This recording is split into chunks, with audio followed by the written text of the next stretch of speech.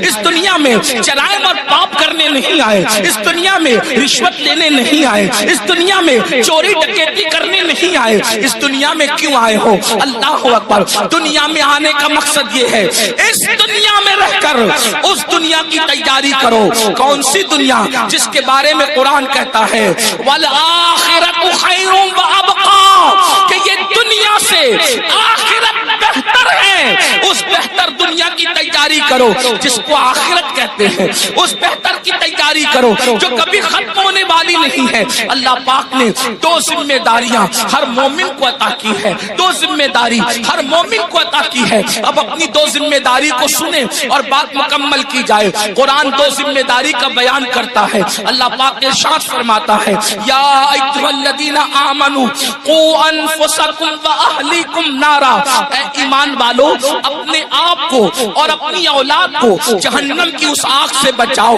جس کا ایندھن انسان اور پتھر ہے۔ اللہ اکبر، اللہ اللہ۔ قرآن کیا کہہ رہا ہے؟ اب میرے بھائیوں کی اور بہنوں کی توجہ چاہتا ہوں۔ قرآن کہتا ہے اے ایمان والو اپنے آپ کو اور اپنی اولاد کو جہنم کی آگ سے بچا لو۔ یہ جہنم کی آگ کیا ہے؟ تو قرآن کہتا ہے وقودها الناس والحجارہ، جس کا ایندھن انسان اور پتھر ہے، یعنی وہ لکڑیوں سے نہیں سلگائی گئی، یعنی وہ کوئلوں سے نہیں سلگائی گئی، بلکہ اللہ اللہ جہنم کی آگ پتھر سے اور انسانوں سے سلگائی جائے گی۔ اللہ کے حبیب غیبدہ نبی صلی اللہ علیہ وآلہ وسلم کا فرمان سنو۔ جہنم کیا ہے؟ جہنم کی آگ کیا ہے؟ جہنم کے دہکتے ہوئے شعلے کیا ہے؟ اللہ اکبر، ایک دن میں 3 مرتبہ پیٹ بھر کے کھانے والوں اور اللہ کی نافرمانی کرنے والوں، اپنی راتوں کو بے فکری کے ساتھ گزارنے والوں، اللہ کی نافرمانی کرنے والوں،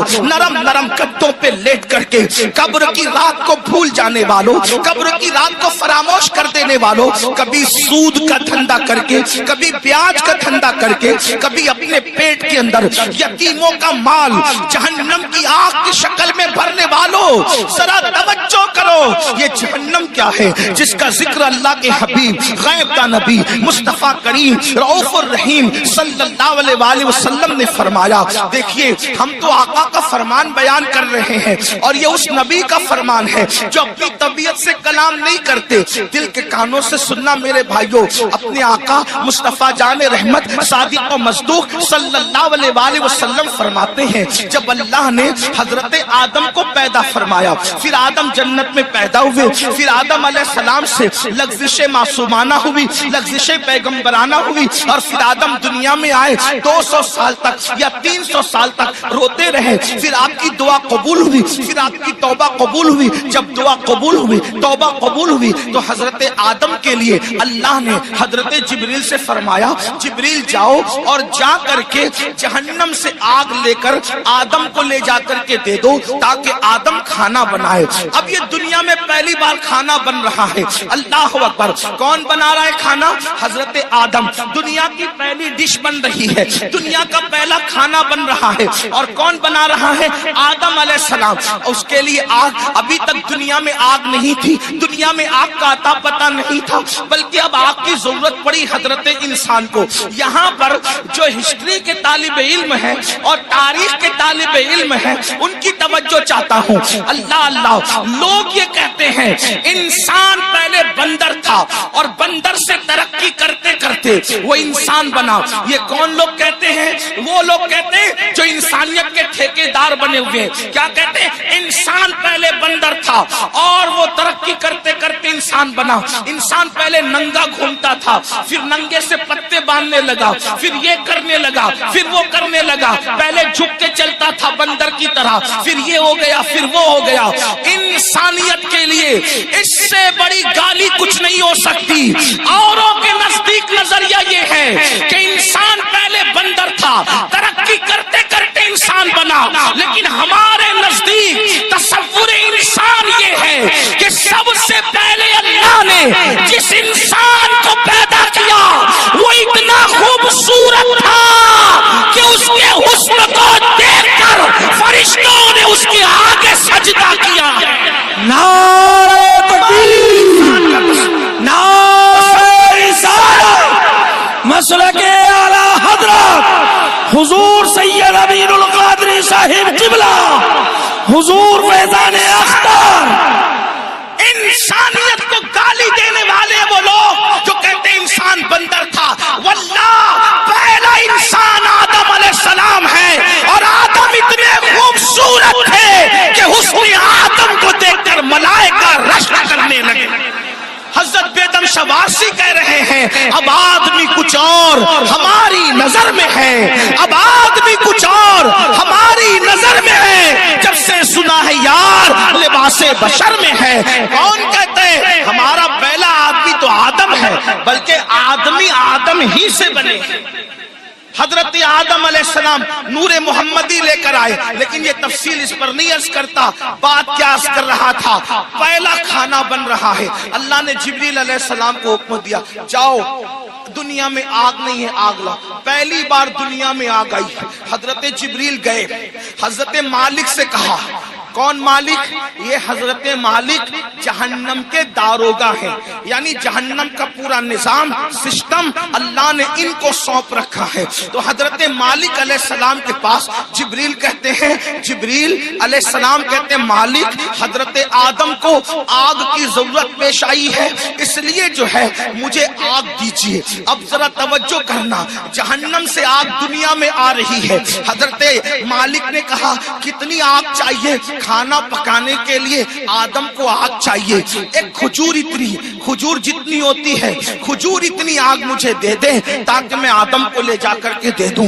حضرت مالک نے کہا اے جبریل اگر کھجور اتنی آگ آپ جہنم سے دنیا میں لے کر جائیں گے تو ساری زمین بھی جل جائے گی، آسمان بھی جل کر بھسم ہو جائیں گے، نہ زمین برداشت کر سکتی ہے نہ آسمان برداشت کر سکتا ہے۔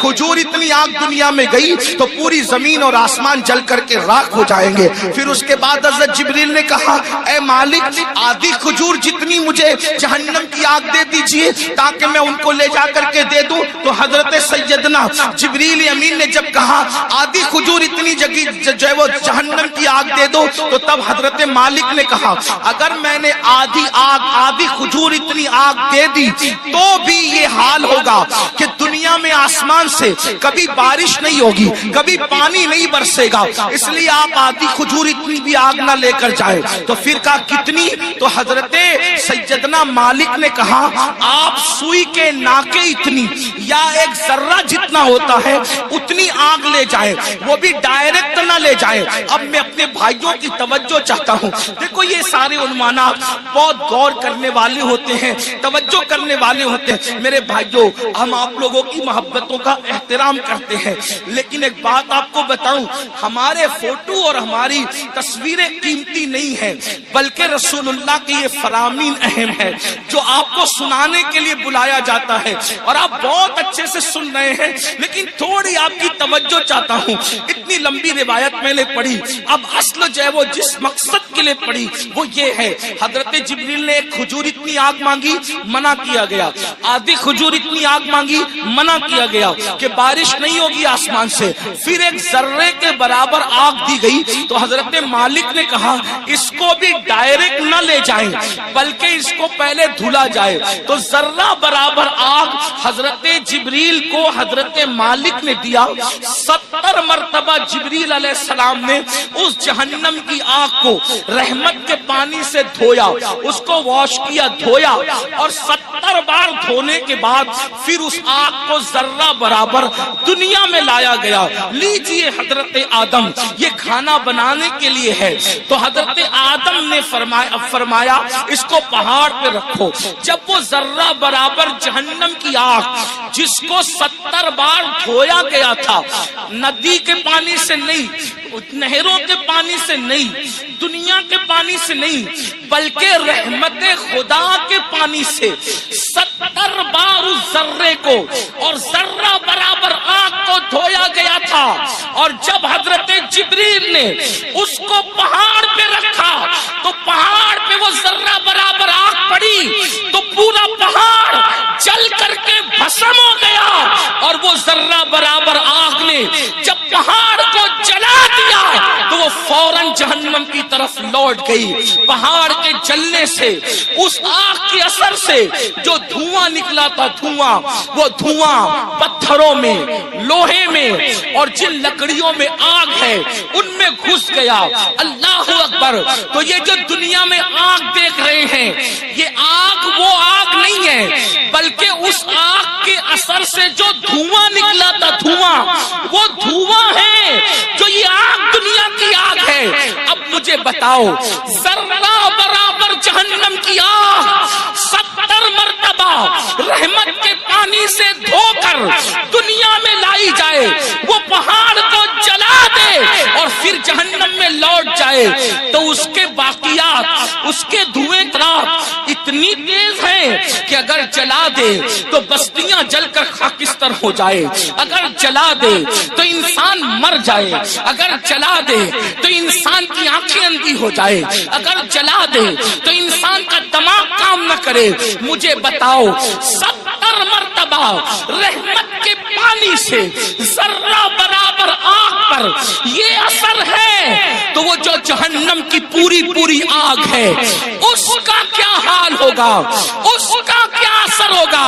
अब अल्लाह उसी आग से बचने का हुक्म दे रहा है। ऐ मोमिनो, मेरे महबूब के गुलामों, मेरे महबूब का नाम लेने वालों, मेरे महबूब का कलेमा पढ़ने वालों, अपने आप को उस आग से बचाओ। आप मुझे बताएं, जब ये जहन्नम की आग का धुआं है, जो दुनिया की आग है, हम इसको बर्दाश्त नहीं कर सकते, तो वो जहन्नम के दहकते हुए शोले, वो जहन्नम के भड़कते हुए शोले, जिसके बारे में हदीस पाक में आया है 3000 साल तक के उसको जलाया और दहकाया गया है। अब जहन्नम की आग मुकम्मल सिया है, मुकम्मल काली है। अब वो किसके लिए है? आइए अब तरतीब वार कुछ लोगों का जिक्र सुन ले। अल्लाह अल्लाह, काश अपनी कमजोरियों पे रहम करके, काश अपनी कमजोरियों पे रहम करके हम अपने आप को जहन्नम से बचाने की फिक्र करते, अपने बच्चों को जहन्नम से बचाने की फिक्र करते।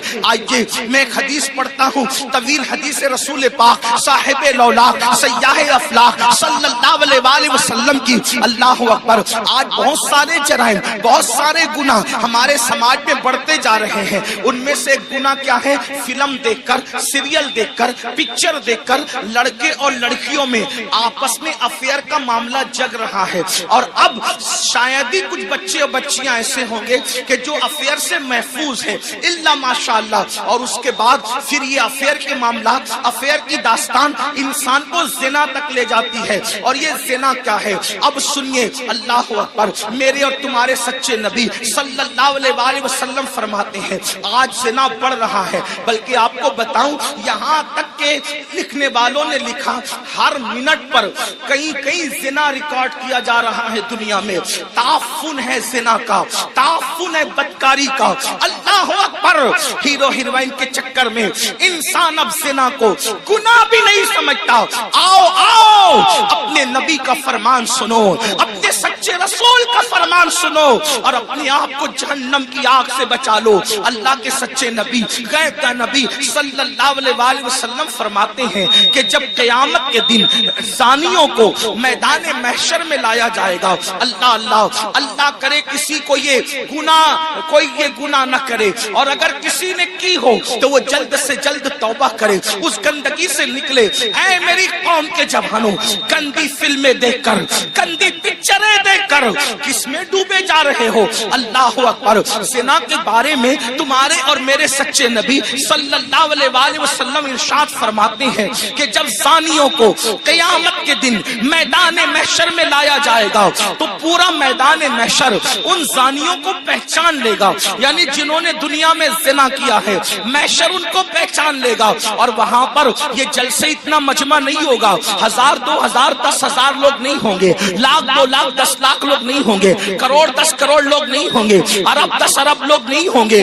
बल्कि सारे अव्वलीन और आखिरीन होंगे। अंबिया वहां है, सहाबा वहां है, औलिया वहां है, सब वहां है। और मेरे और तुम्हारे सच्चे नबी फरमा रहे हैं, ज़ानियों को, दुनिया में ज़िना करने वालों को जब क़यामत के दिन लाया जाएगा तो उनको सब पहचान लेंगे। उसकी वजह क्या होगी? अगर हदीस में नहीं आता तो मैं बयान करने की हिम्मत नहीं रखता। मेरे मखदूम ज़ादे सामने मौजूद है। इस तरह के अनावीन जो है मैं महफिल के अंदर कहने से एहतियात करता हूँ, लेकिन जब दिल टूटता है और कौम जो है जिस आग में जल रही हो और फिर रसूलुल्लाह का फरमान हो, तो फिर मैं हया के पर्दे में आपके दिलों के दरवाजे पर ये बात जरूर रख देना चाहता हूँ। सुनो सुनो, ज़िना के अड्डों की तरफ जाने वाले जवान, यकीनन यहाँ जो लोग मौजूद हैं वो ऐसे नहीं है, लेकिन आपको मुखातब करके उन तक, खुदा के बंदों तक आवाज पहुंचाना है जो इस आवाज के मुस्तहिक है। उन बच्चियों तक आवाज पहुंचाना है जो इस आवाज की मुस्तहिक है। सुनो, अल्लाह के रसूल सच्चे नबी फरमाते हैं कि ज़ानियों को जब क़यामत के दिन लाया जाएगा तो पूरा महशर उनको पहचान लेगा। पहचानने की वजह क्या होगी? आका फरमाते हैं उनकी शर्मगाहों से इतनी गंदी बदबू आएगी, इतनी खतरनाक बदबू आएगी कि मैदान महशर उनकी बदबू को देखकर उनको पहचान लेगा। जरा अंदाजा करो, ज़िना की वजह से शर्मगाहें सड़कर बदबूदार हो चुकी होगी और उससे बदबू आएगी, महशर पहचान लेगा, मैदान महशर के लोग पहचान लेंगे। मुझे बताओ, जिसके मुंह में बदबू आती है वो कितना शर्मिंदा शर्मिंदा रहता है दुनिया में। नादान, अगर मुंह से बदबू आए, आदमी अगर प्याज खा ले फौरन पान खाता है, सौंफ खाता है, कोई चीज खाता है, मुंह फ्रेश खाता है। क्यों? मेरे मुंह में बदबू नहीं आना चाहिए। सुन लो, जब आदमी मुंह की बदबू से दुनिया में इतना डरता है कि नींद से उठने के बाद बगैर ब्रश किए वो बाहर नहीं निकलता, दोस्तों से गुफ्तगू नहीं करता, अल्लाह अल्लाह मगर कुर अल्लाह अकबर, वो मौका कैसा होगा, वो हालात कैसे होंगे। फिल्म देख करके किसी हीरो के चक्कर में ज़िना की तरफ जाने वालों, मेरी कौम के जवानों, अल्लाह अकबर, आका इरशाद फरमाते हैं ज़ानियों की शर्मगाहों से सड़ी हुई बदबू आएगी तो पूरा महशर उन पे लानत करेगा। लानत, महशर भी लानत करेगा, फरिश्ते भी लानत करेंगे, अल्लाह भी लानत करेगा और अल्लाह उनसे क़यामत के दिन कलाम नहीं करेगा, उनसे अल्लाह बात नहीं करेगा। इसी पे बस नहीं, अब सुनो, अभी आपने जहन्नम का जिक्र सुना, आगे आका फरमाते हैं उनको चेहरों पर जहन्नम की आग रखकर भड़काई जाएगी। उनके चेहरों पर जहन्नम की आग रख करके ज़ानियों के चेहरे पे आग भड़काई जाएगी। कभी तंदूर के अंदर कोई चीज सेकी जाती है तो कैसे उलट पलट किया जाता है, ज़ानियों के चेहरों को जहन्नम में उलट पलट किया जाएगा, उनके चेहरों पे आग भड़काई जाएगी। इसी पे बस नहीं, मेरे और तुम्हारे सच्चे नबी फरमाते हैं फिर हजरत मालिक यानी जहन्नम के दारोगा जहन्नम की आग की बनी हुई कमीज उसके बदन पर पहनाएंगे। हाय हाय, जो मई की गर्मी बर्दाश्त न कर सके, जो दिसंबर की सर्दी बर्दाश्त न कर सके, ये कमजोर जिस्म जिस पर मक्खी और मच्छर चले, तो ये कमजोर जिस्म मक्खी और मच्छर के डंक को बर्दाश्त नहीं कर सकता। ये कमजोर जिस्म अगर बत्ती के झटके को, सिगरेट के झटके को बर्दाश्त नहीं कर सकता। हाय, ज़िना करने की बुनियाद पर जब जहन्नम की आग की बनी हुई कमीज उस कम नसीब को पहनाई जाएगी, उस कम वक्त को पहनाई जाएगी, उसका हाल क्या होगा। अगर ये बात कोई मौलवी साहब कह देते तो लोग कहते मौलाना डरा रहे हैं, अगर कोई लीडर सियासी कह देता तो लोग कहते कि अपनी बात हो रही है, लेकिन वल्लाह ये उस रसूल ने फरमाया है जो जमीन पे बैठ करके लामका की खबर देते हैं, जो माँ के शिकम में रह करके کے لوہے محفوظ پر چلنے والے قلم کی آواز کو سن لیا کرتے ہیں. اللہ اللہ لرز جاؤ گندی فلمیں دیکھ کر زنا کو شوق بنانے والوں، لرز جاؤ. آگ کی قمیض جب ان کو پہنائی جائے گی تو وہ تڑپیں گے، وہ بلکیں گے. اسی پر بس نہیں بلکہ تمہارے اور میرے سچے نبی مصطفیٰ کریم رؤوف الرحیم صلی اللہ علیہ وآلہ وسلم فرماتے ہیں اس کے بعد حضرت مالک فرشتوں کو کہیں گے جو جہنم کے فرشتے ہیں، ان سے کہیں گے انسانیوں کی آنکھوں میں آگ کی سلاخیں ڈال دو، ان جہنمیوں کی آنکھوں میں آگ کی سلاخیں ڈال دو. ہائے ہائے جہنم کی آگ سے بنی ہوئی سلاخیں ان کی آنکھوں میں ڈالنے کا حکم ہوگا. حضرت مالک کہیں گے یہ زانی لوگ حرام دیکھتے تھے اپنی آنکھوں سے، حرام دیکھتے تھے اپنی آنکھوں سے، ان کی آنکھوں میں جہنم کی آگ کی سلاخیں پھیر دو. تھوڑا غور تو کرو، اگر یہ بات کسی کتاب میں کسی صرف ایک عام انسان کی لکھی ہوئی ہوتی میں کبھی اتنے اہتمام سے بیان نہ کرتا، لیکن وہ رسول بیان کر رہے ہیں جن کی زبان پر سوائے حق کے کچھ اور جاری نہیں ہوتا. میرے امام کہتے ہیں وہ دہن جس کی ہر بات وحی خدا، چشمہ علم و حکمت میں لاکھوں سلام. وہ زبان جس کو سب کن کی کنجی کہے، اس کی نافذ حکومت میں لاکھوں سلام. 2 منٹ کی لذت کے لیے اللہ کو ناراض کرنے والوں، 2 منٹ کی لذت کے لیے اپنی آخرت کو تباہ کرنے والوں، پکچروں میں ہیرو ہیروئن کو زنا کرتا دیکھ کر، گندی پکچریں دیکھ کر اپنی آخرت کو تباہ و برباد کرنے والوں، سوچو تو صحیح، گناہ میں لذت تو ہے مگر عزت نہیں ہے، گناہ میں لذت تو ہے مگر سکون نہیں ہے. او سکون کے متلاشیوں، آج کہتے ہو دل کو سکون نہیں، کوئی کہتا ہے روزی میں برکت نہیں، کوئی کہتا ہے گھر میں آرام نہیں، کسی نے کچھ کر دیا، کسی نے کچھ کر دیا. میں کہتا ہوں کیا نہیں کیا یہ 2 نمبر کی بات ہے، لیکن ہم نے اپنی تباہی کا سامان کیا.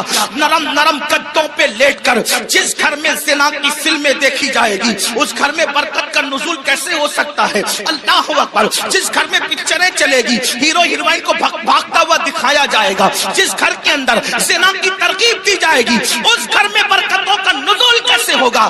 جملہ کڑوا لگے تو معاف کر دینا، مراد آباد والوں غور سے سنو، جس گھر کی برکت کو اللہ اٹھا لے ملا کی دعا اور تعویذ، اس گھر میں کبھی برکت نہیں لا سکتے، اس لیے کہ خدا کی طاقت کے سامنے انسان بے بس ہے. خدا کی شان یہ ہے وہ جو چاہے فیصلہ کرے، وہ جو چاہے فیصلہ کرے، وہ عادل ہے، وہ ظلم نہیں کرتا. انسان بے بس ہے، بے بس. لیکن یاد رکھنا اہل وجاہت کی بات نہیں کر رہا ہوں، ان کی شان الگ ہے، مگر یاد رکھنا ہم جیسے انسان تو بے بس ہی ہیں. اللہ اکبر. میرے آقا علیہ السلام کے پیارے دیوانوں، زنا کر کے گھر کی برکت کو ختم کر کے صرف تعویذات کے سہارے اور اللہ اکبر بزرگوں کی دعاؤں کے سہارے گھر میں برکت کے متلاشی ہو، واللہ اللہ نہ چاہے تو پھر گھر میں کوئی برکت نہیں لا سکتا. ہم لوگ اہل توحید ہیں، اہل سنت صوفیہ کے ماننے والے ہیں. ہمارا عقیدہ یہ ہے خیر ہی و شر ہی من اللہ تعالی، ہر خیر و شر اللہ کی طرف سے ہے. لیکن اللہ اکبر. اب سنو، غور سے سنو، میرے اور تمہارے آقا فرماتے ہیں، حضرت مالک کہیں گے آگ کی سلاخیں آنکھوں میں پھیر دو، آگ کی جہنم کی آگ کی سلاخیں آنکھوں میں پھیر دو. جب آنکھوں میں پھرے گی وہ کمزور آنکھیں، وہ ننھی ننھی آنکھیں جس میں اگر ایک چھوٹا سا تنکا جائے، تنکا تو آدمی برداشت نہیں، پیاس کے ننھے سے ذرات جائے تو برداشت نہیں کرتا. حتیٰ کہ نیم کا ٹھنڈا سرما لگے تو آنسو ٹپ ٹپ نکلتے. نیم کا سرما جو آنکھ برداشت نہ کر سکے، جب زنا کی وجہ سے اور حرام دیکھنے کی وجہ سے ان آنکھوں میں آگ کی سلاخیں ڈالی جائے گی، کیا بنے گا ان آنکھوں کا؟ اور جب فرشتے آگ کی سلاخیں اس آنکھ میں پھیریں گے وہ انسان ان فرشتوں سے کہیں گے ہم پہ رحم تو کرو نا، ہم قابل رحم ہیں، ہم پہ رحم کرو، ایک لیے رحم کرو. وہ کہیں گے ظالم تو دنیا میں اللہ کی نافرمانی کرتا تھا، زنا کرتا تھا، حرام دیکھتا تھا، اور آج ہم سے کہہ رہا ہے کہ ہم رحم کریں. ہم تو اللہ کے بندے، تو نے نافرمانی کی اللہ کی، ہم نہیں کر سکتے. اللہ کی طرف سے جو حکم ہے ہم وہ ضرور کریں گے. اللہ اکبر. یہ ہے زانیوں کے حوالے سے. یہ تو میں نے اختصار کے ساتھ ایک حدیث پڑھی. میں اپنے جوانوں سے کہتا ہوں آج زنا افیئر کے نام پر بڑھ رہا ہے. میرے بھائیو اس طرف نہ جاؤ، بلکہ نکاح کو اتنا سستا کرو کہ زنا کرنا مشکل ہو جائے، نکاح کو اتنا آسان کرو زنا کرنا مشکل ہو جائے. بڑی معذرت کے ساتھ ظالم معاشرے نے نکاح کو اتنا مشکل کر دیا ہے کہ اب لوگ زنا کو آسان سمجھنے لگے ہیں. نہیں، جس معاشرے میں زنا ہوگا اس معاشرے میں بیماریاں ہوگی، جس معاشرے میں زنا ہوگا اس معاشرے کے اندر بے برکتی ہوگی، جس معاشرے میں زنا ہوگا اس معاشرے میں تباہی ہوگی. جہاں گناہ ہے وہاں فنا ہے. اور ایک بات بھی عرض کر دوں، جو زنا کرتے ہیں اللہ ان کے یہاں عیبی اولاد پیدا کرے، عیبی اولاد ان کے گھروں میں. اب کسی گھر میں عیبی اولاد دیکھنا تو قیاس مت لگا لینا کہ اس نے زنا ہی کیا ہوگا، ایسا نہیں.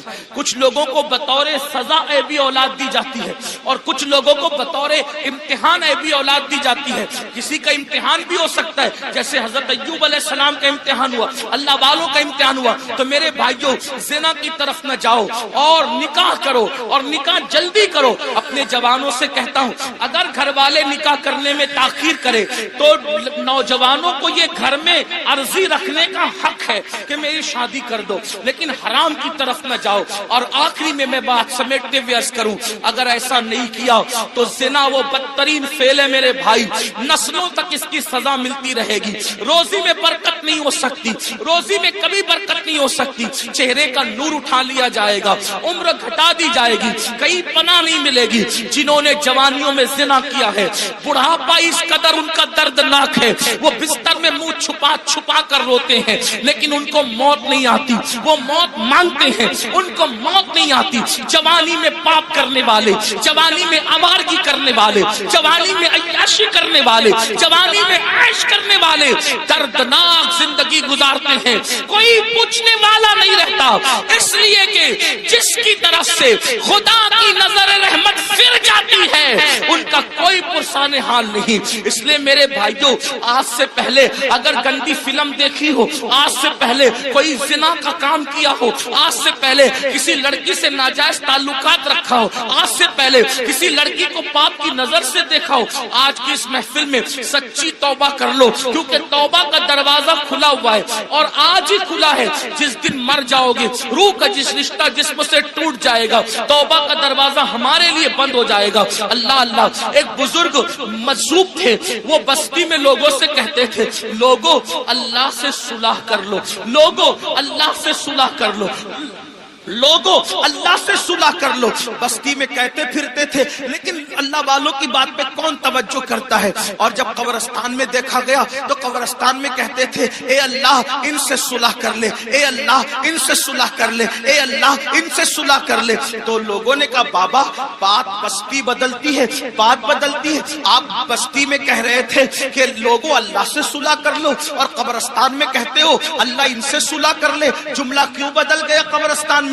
بزرگ فرماتے ہیں بابا بات یہ ہے کہ جب انسان زندہ تھا تو اللہ اس سے صلح کرنا چاہتا تھا، اللہ اس سے صلح کرنے کے لیے تیار تھا، اسی لیے کہہ رہا تھا اللہ سے صلح کر لو. اللہ بندے کو، زندہ بندے کو روزانہ پکار کر کہتا ہے، رات کی آخری حصے میں اللہ کہتا ہے اے میرے بندو، رات کے پاپیوں، رات کے مجرموں، آؤ صبح پھوٹنے سے پہلے توبہ کر لو تاکہ اپنے دامن کرم میں، دامن رحمت میں تمہیں چھپا لوں، جگہ دے دوں. اللہ ہر رات پہلے آسمان پر تجلی کرتا ہے جیسا کہ اس کی شان ہے اور اپنے بندوں سے کہتا ہے آؤ مجرموں میری بارگاہ میں توبہ کرو تاکہ میں تمہیں معاف کر دوں. اور جب سورج غروب ہوتا ہے تو غروب ہونے سے پہلے پھر صدا لگاتا ہے جیسا کہ اس کی شان ہے، آواز دیتا ہے بندوں کو جیسا کہ اس کی شان ہے میرے بندوں آؤ دن گزرنے سے پہلے پہلے دن کے مجرموں توبہ کر لو لو تاکہ میں تمہیں معاف کر دوں. ہائے انسان،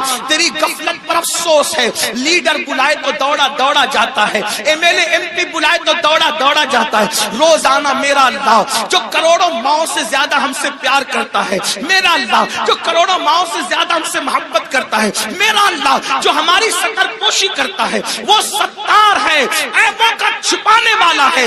یاد رکھنا مسلمانوں، اگر اللہ نے ہمارے عیبوں پہ پردہ نہ ڈالا ہوتا تو نہ آپ یہاں بیٹھنے کے قابل ہوتے، نہ ہم لوگ یہاں بیٹھنے کے قابل ہوتے. کتنا کرم ہے، گناہ کرتے ہیں، عیبوں پہ پردہ ڈالتا ہے. ارے بیوی اتنی محبت کرتی ہے لیکن ہمارے عیب دیکھتی ہے تو اپنے میکے میں جا کر بیان کرتی ہے. امی اتنا پیار کرتی ہے، ہمارے عیب دیکھتی ہے تو ابو کو بیان کرتی ہے. ابو اتنا پیار کرتے ہیں، ہمارے عیب دیکھتے ہیں تو امی کو بیان کرتے ہیں. بھائی لوگ اتنا پیار کرتے ہیں، ہمارے عیب دیکھتے ہیں تو بھائیوں کو بیان کرتے ہیں. کتنا میرا مولا پیارا ہے، کیسا کرم کرنے والا ہے. اتنے ہم جرائم کریں، اتنے گناہ کریں، پردے پہ پردے ڈالتا ہے، پردے پہ پردے ڈالتا ہے، پردے پہ پردے ڈالتا ہے. اللہ کے بندو، سب کی محبتوں کا خیال کیا، ذرا رب کی محبت کا بھی تو خیال کرو. جو بات آخری عرض کرنے چلا تھا، ایک حدیث پڑھنے چلا تھا، آؤ میرے اللہ کی کے فرمان پر عمل کرو. آج سے پہلے جو زندگی میں تبدیلی پیدا کر لو، زندگی میں انقلاب پیدا کر لو. پتا ہے اللہ نے کیسے کیسوں کو معاف کیا. بس یہ روایت پڑھ کے بات ختم کروں گا تاکہ میرا جوان جو گانے سن کر مجرم ہو گیا، جو زنا کر کے مجرم ہو گیا، جو عورتوں سے پیار کے نام پہ مجرم ہو گیا، ان کو دھاڑس بندھے کہ ہم توبہ کریں تو اللہ ہمیں معاف کرے گا، اللہ ہماری مغفرت کرے گا. دل کے کانوں سے سننا. اور میری بہنیں بھی اگر موجود ہیں، آج کل لڑکیوں میں بھی سیریل دیکھ کر کے ایک عجیب سا بھوت سوار ہے، افیئر کا، دوستی کا، ناجائز تعلقات کا. نہیں، ہمارے یہاں شادی سے پہلے کوئی دوستی نہیں ہے، لڑکا لڑکی کی کوئی دوستی نہیں ہے. علامہ ابن الجوزی لکھتے ہیں، میرے آقا نے فرمایا اگر مریم جیسی عورت ہو پاک دامن اور داؤد جیسا پاک دامن مرد ہو اور دونوں تنہائی چاہیں تو میں دونوں کو تنہائی کی اجازت نہیں دے سکتا. یہ اللہ کے رسول کا فرمان ہے. اور آج اسکول کے لڑکوں سے دوستی، کالج کے لڑکوں سے دوستی، یونیورسٹی کے لڑکوں سے دوستی، اور پھر ماں باپ کہتے ہیں ارے یہ مولوی لوگ تو پرانے خیال کے ہیں، آج تو نیا دور ہے. اگر میری بیٹیا کسی لڑکے سے دوستی کر رہی ہے تو کیا ہماری بیٹی ایسی پاپی ہے، ایسی مجرم ہے؟ میں کہتا ہوں سن لو، کسی کی بیٹی پاپی نہیں ہوتی، کسی کی بیٹی مجرم نہیں ہوتی، مگر اندر جو نفس ہے، نفس وہ برائی کا حکم دیتا ہے، وہ برائی پہ ابھارتا ہے. بیٹیاں کسی کے ساتھ نہ بھاگتی اگر گھروں کے اندر پردے کا نظام ہوتا، اگر گھروں میں تقدس کا نظام ہوتا، اگر گھروں میں پارسائی کا نظام ہوتا.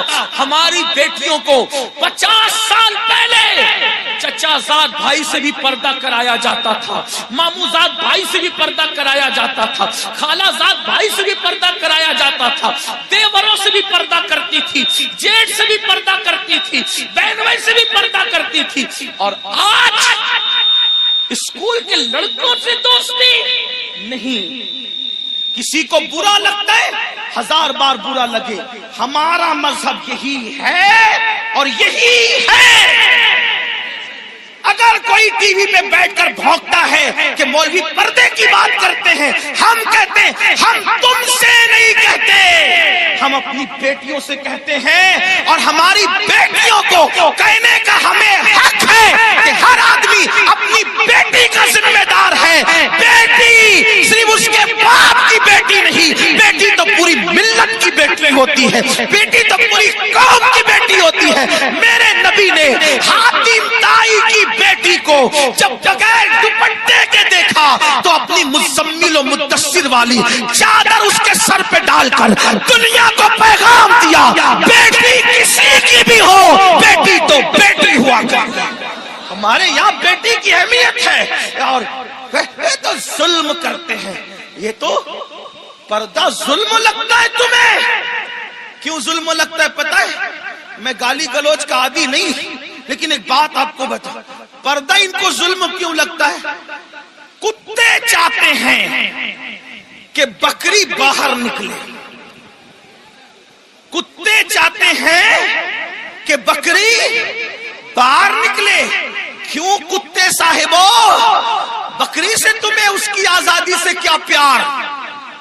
کہا یہ گھر میں رکھا اس کے مالک نے ظلم ہے. ہم نے کہا ظلم نہیں، مالک کی محبت ہے. وہ جانتا ہے کہ آوارہ کتے باہر بیٹھے ہوئے ہیں، اگر بکری کو باہر بھیجوں گا تو نوچ نوچ کر کھا جائیں گے. اس نے محبت سے گھر میں رکھا ہے تاکہ آوارہ کتوں کی نظر نہ پڑے. تو ایک مالک کے نزدیک بکری کی جتنی عزت ہے اس سے کروڑوں درجہ زیادہ ہمارے یہاں بیٹی کی عزت. توجہ آپ کی. ہمارے اب آپ کہیں گے بیٹی کی کیوں اتنی عزت ہے؟ میں نے کہا اس لیے اتنی عزت ہے کہ ہمارے یہاں بیٹی کا روپ معمولی روپ نہیں ہے. بیٹی کا روپ سیدہ طیبہ طاہرہ خاتون جنت فاطمہ الزہرا کا روپ ہے. اور وہ ایسا روپ ہے کہ جس کے لیے پوری کائنات کھڑی ہوتی ہے. جب وہ شہزادی نبی سے ملنے آتی ہے تو میرا نبی ان کے استقبال کے لیے کھڑا ہوتا ہے. بیٹی یہ ہے. اوروں کی یہاں بیٹی کیا ہے مجھے نہیں پتا. ہمارے یہاں بیٹی، اب سن لے بیٹی کیا ہے. ہمارے یہاں بیٹی فاطمہ الزہرا ہے. ہمارے یہاں بیٹی بنت صدیق عائشہ صدیقہ ہے. ہمارے یہاں بیٹی حضرت سیدہ زینب کبریٰ ہے. جب بیٹے کٹ جاتے ہیں تو بیٹی ہی ہے جو پورے قافلے کو کربلا سے بچا بچا کر کے مدینہ منورہ تک لاتی ہے. اس لیے بیٹی کی عزت، ہمارے یہاں بیٹی کی عزت اس لیے. ہمارے یہاں بیٹی برتن جھاڑو کرنے والی کا نام نہیں. ہمارے یہاں بیٹی کپڑے دھلنے والی کا نام نہیں. ہمارے یہاں بیٹی وہاں کھڑے رہ کر خطبہ دینے والی کا نام ہے. جہاں مرد کٹ جائیں تو پھر بیٹی بولتی ہے اور اس شان سے بولتی ہے کہ لگتا نہیں کہ بیٹی بول رہی ہے. ایسا لگتا ہے جیسے بیٹی کا بابا بول رہا ہے. اور ہوا دربار کوفہ اور دمشق میں جب علی مرتضیٰ کی باب مدینۃ العلم کی شہزادی زینب نے خطبہ دیا تو دیواریں دہل گئی اور لوگ کہنے لگے علی کہاں سے آ گئے. تو لوگوں نے کہا علی نہیں ہے، علی کی شہزادی بول رہی ہے. یہ ہمارے یہاں بیٹیاں، بیٹیوں کا مقام، اس لیے ہم بیٹیوں کو بہت عزت سے، بہت عزت. ہمارے یہاں بیٹی جنت ہے، جنت. ہمارے یہاں بیٹی پیٹ میں ٹکڑے کر کے گٹر میں بہانے والی چیز نہیں ہے. بیٹی بیٹی چومنے والی. جو نبی کا غلام ہے وہ بیٹی کو کیسے ٹکڑے کر سکتا ہے؟ بلکہ ٹکڑے، توجہ کرنا جملے پہ، بیٹی کو نبی کا غلام ٹکڑے نہیں کرتا بلکہ اپنے جگر کا ٹکڑا قرار دیتا ہے. کیونکہ رسول اللہ نے اپنی شہزادی کے لیے کہا فاطمہ تو بضعۃ منی، وہ تو میرے جگر کا ٹکڑا ہے. تو بات دور نکلی. عرض کیا کر رہا تھا؟ آج سے پہلے جو بھی گناہ ہوا ختم کرو، توبہ کرو. جب اللہ والے موجود ہوں توبہ کرو. اللہ نے گارنٹی دی، اللہ نے وعدہ کیا، ان اللہ لا یخلف المیعاد، اللہ کا وعدہ خلاف نہیں ہوتا. کچھ بھی ہوا توبہ کرو، سچی توبہ. مگر توبہ کون سی؟ ہر مجمع میں جو کرتے ہیں وہ نہیں. کان کھینچنا، گال پیٹنا، استغفر اللہ کہنا، یہ والی توبہ نہیں. یہ غیر تربیت یافتہ پولیس ہے. ان سے میری ہاتھ جوڑ کے گزارش ہے، اللہ والو ہٹ جاؤ وہاں سے. ان کو جگہ ہی نہیں ہے بیٹھنے کے لیے. وہ کہاں بیٹھیں گے میرے بھائی؟ ہٹو وہاں سے، ڈسٹرب مت کرو. بات آخری مرحلے میں ہے. یہی تو غیر تربیت یافتہ ماحول کی نحوست ہے. ایک بار درود شریف پڑھے. آپ لوگ ہٹو میرے بھائیوں، خاکی وردی والے میرے بھائیوں، اللہ تمہارا نصیبہ چمکا دے. وہاں سے ہٹ جاؤ، جگہ نہیں. وہ بیٹھیں گے کہاں؟ ان کو کھڑے رہنے تو. بات آخری مرحلے میں. ایک بار درود شریف پڑھیے. اللہ رب محمد صلی اللہ علیہ وسلم، نحن عباد محمد صلی اللہ علیہ وسلم. پہلی بات تو سنیوں کے جلسے میں پولیس کا کوئی کام ہی نہیں ہے. ڈنڈے والوں کو، یہ ڈنڈے والی قوم نہیں، یہ جھنڈے والی قوم ہے. یہاں کوئی ڈنڈا نہیں نکلنا چاہیے. ہاں، اور اگر لوگ ہمیں کچلتے ہیں تو ہم ان سے محبت سے کہتے ہیں نہ کچلو. ہم کچلنے کی چیز نہیں. میاں کو کچلا، مجھے کچلا، ناخن لگا دیا، یہ بھی آپ کی محبت کی نشانی لے کے جائیں گے. ہاں، ناخن.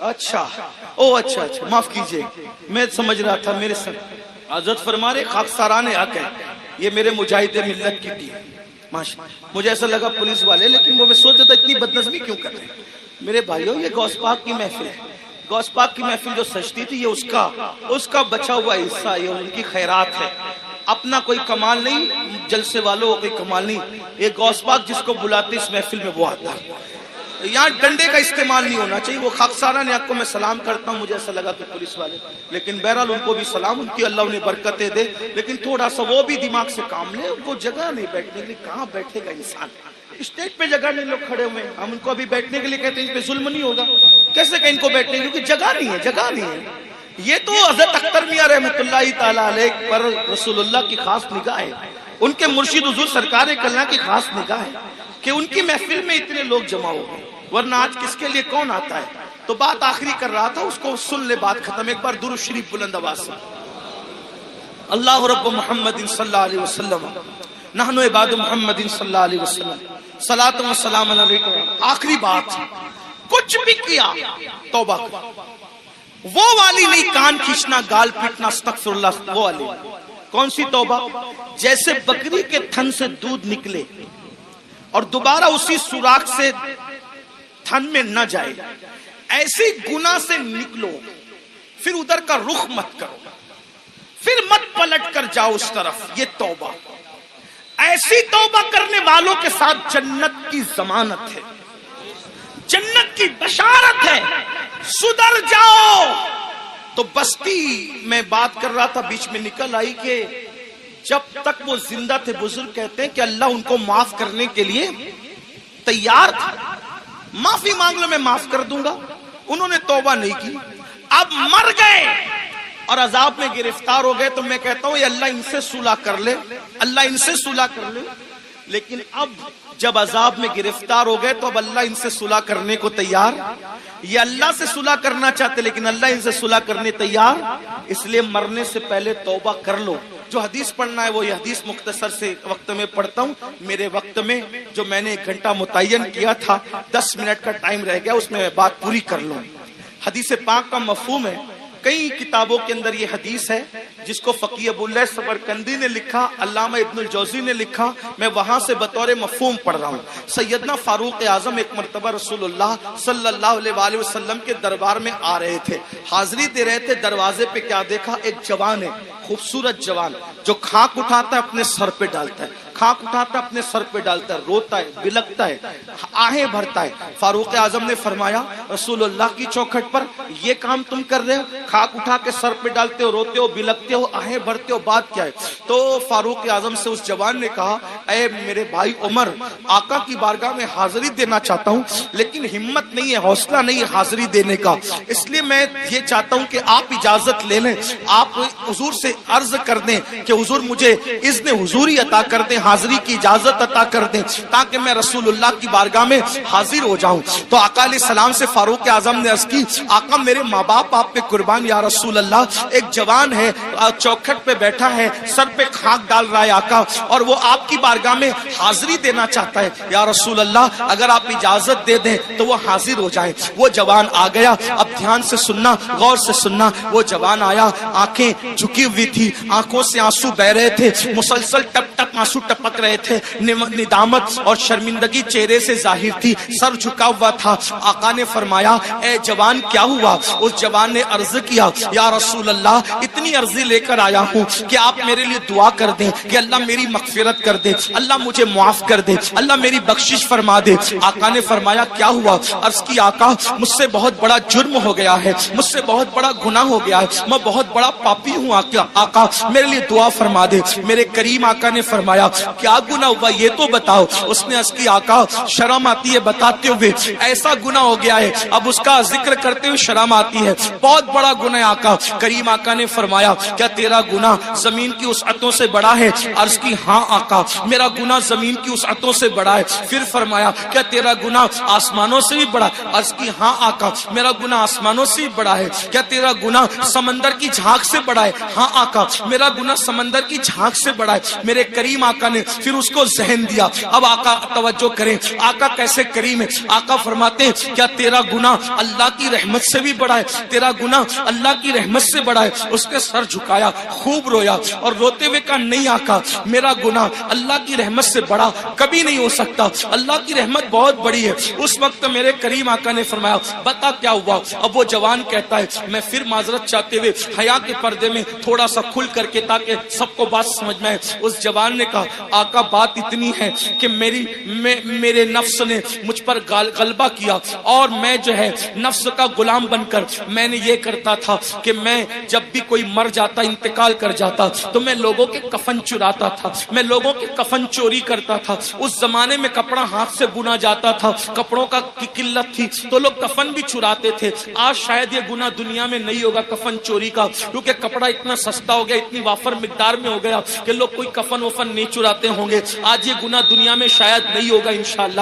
لیکن بہرحال اس جوان نے عرض کی میرے آقا میں کفن چوری کرتا تھا اور پھر ایک قبر پر میں گیا کفن چوری کرنے, تو جیسے میں نے کفن نکالا خوبصورت سی لڑکی تھی. میں علامہ ارشد القادری کا سہارا لیتے ہوئے تھوڑا سا آپ کے دماغ میں بٹھانے کے لیے بات عرض کروں. اللہ اللہ, یعنی کہ بات یوں ہے کہ چاندنی رات تھی, قبرستان کا سناٹا تھا اور قبرستان میں میرے سوا کوئی نہیں تھا. چاند کی دودیا روشنی جو ہے وہ چھن چھن کر کے آ رہی تھی, قبروں پر پڑ رہی تھی. سکون تھا, سناٹا تھا, کیف و سرور کا ماحول تھا. میں نے تازہ سی قبر کھولی, کھولنے کے بعد میں نے جیسی لاش نکالی وہ کسی مرد کی لاش نہیں تھی, وہ کسی عورت کی لاش تھی. عورت میں بھی ایک دوشیزہ یعنی خوبصورت جوان کی لاش تھی. جیسے ہی میں نے کفن نکالا چاند کی دودیا روشنی اس کے خوبصورت جسم پہ پڑی اور وہ لڑکی اور خوبصورت دکھنے لگی. شیطان اور نفس نے مجھ پہ مکمل غلبہ کیا اور مجھے جکڑ لیا, مجھے پکڑ لیا اور مجھ سے وہ کچھ کرا دیا.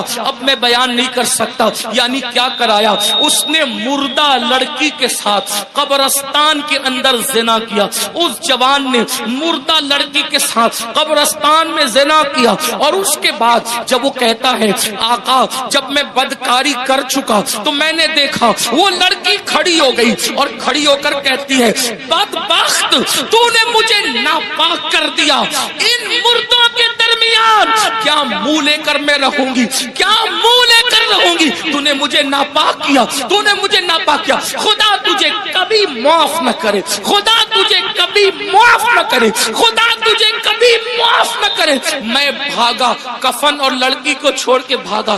آقا او دن اور آج کا دن ہے, قرار نہیں, سکون نہیں, اطمینان نہیں. کھاتا ہوں صدائے باز گشت کانوں میں ٹکراتی ہوئی محسوس ہوتی ہے, لیٹتا ہوں صدائے باز گشت کانوں میں ٹکراتی محسوس ہوتی ہے.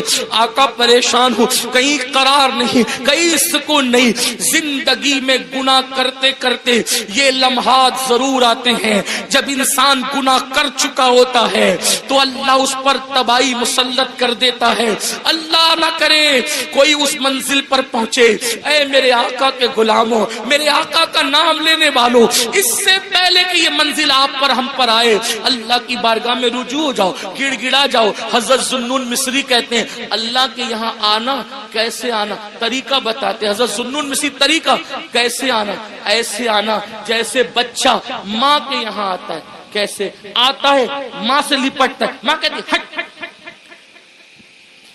ذوالنون مصری کا انداز صوفیہ نے اسی طریقے سے دین سمجھا. حالانکہ اللہ کی ذات تمثیل سے پاک ہے.